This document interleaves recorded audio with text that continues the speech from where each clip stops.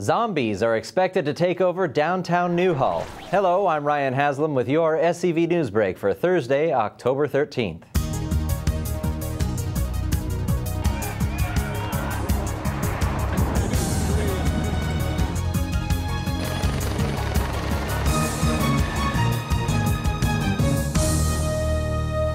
The Grand Ballroom was packed today at the Hyatt Regency for the 2011 Santa Clarita State of the City Lunch. Mayor Marsha McLean is optimistic about the city's outlook. Our city has a 100% track record for a balanced and on-time budget. Conservative spending and planning for the future has proved to be a good recipe for a fiscally successful city. At the heart of our budget practices is our core goal: to meet the needs of our residents by providing an amazing level of customer service. We strive to provide programs our residents want and need, as well as community projects that enhance our quality of life. There were a few concerns, including the growing heroin problem, but for the most part, the city is pretty happy with its accomplishments across the board, including reaching the lowest crime rate in the city's 24-year history, expanding the enterprise zone, and the open space preservation. After receiving orders to absorb 4,000 state parolees, Los Angeles County's chief probation officer calls it quits on Thursday. Donald Blevins cited personal reasons for his resignation in a letter to the Los Angeles County Board of Supervisors. Blevins took over the probation department in April 2010 when it was facing several challenges. The department's second-in-command, Chief Deputy Probation Officer Calvin Remington, will serve as acting chief probation officer until further notice.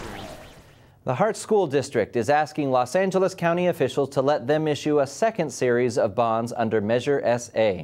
Santa Clarita Valley voters approved the $300 million bond measure to build a high school in Castaic and other construction projects. Bonds are repaid through property taxes, but homeowners aren't taxed until the bonds are issued. The school district issued the first set, $75 million in Measure SA, in 2009, and now school officials are asking the Board of Supervisors to approve another $70 million in bonds on Tuesday and add the necessary taxes to property tax rolls. The Santa Clarita Performing Arts Center has canceled its December 4th Holiday with Roger Williams concert. 87-year-old Roger Williams died October 8th at his Los Angeles home of complications from pancreatic cancer. Williams produced 21 gold and platinum albums and was the first pianist honored with a star on the Hollywood Walk of Fame.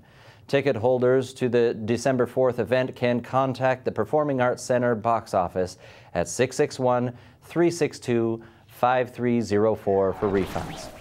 Well, taking a look outside for the weather, it was another scorcher today with a high of 103 in Santa Clarita, 97 in San Fernando, and 85 in Ventura. Temperatures will remain hot tomorrow with a high of 95 expected in the SCV, but we will see some relief for the weekend. Clear skies, light winds, and highs in the mid-80s are in store for Saturday and Sunday.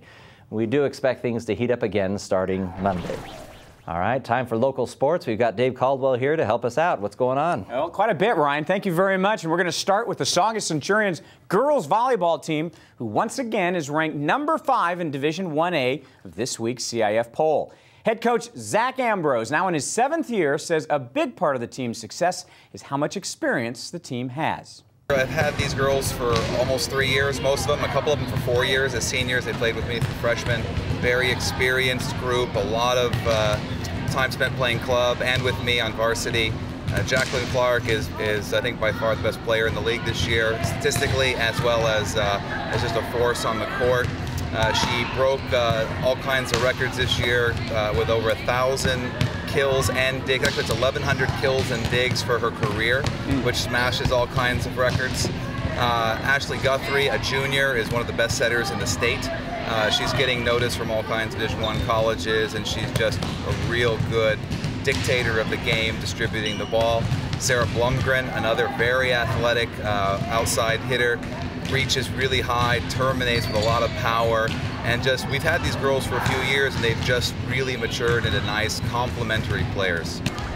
And for the first time in his career, the depth of the Centurions is complete. It's the whole package. We're not weak in any one area. Every year, you know, we've had a deficiency in one area or another, but the first time since I've been here, we've got a strong player in every position as well as on the bench. And so practices are just as tough as the games because the girls get pushed all the time. And I want to point out that Jacqueline Clark was sick the day we were there, and so we couldn't get any video of her. And switching gears, Ryan, Foothill League football kicks off tomorrow night. We got a great one here on SCV TV. West Ranch against Valencia. KHTS will have the Saugus at Canyon game live starting at 6:45 tomorrow night for those guys. All right, sounds good. Thank you so much. Lots of action going on this weekend. Yeah.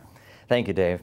All right, come dusk on Saturday, October 22nd, the streets of Old Town Newhall will once again come alive. Sort of, with a third annual Main Street Zombie March benefiting the Santa Clarita Valley Food Pantry. Participants are encouraged to bring donations of non-perishable food to the Brave New World comic book store on Lyons Avenue, shift their makeup to gore mode, and do their best undead impression as they shuffle down one side of Main Street and up the other, ending back at the store for a memorable zombie prom.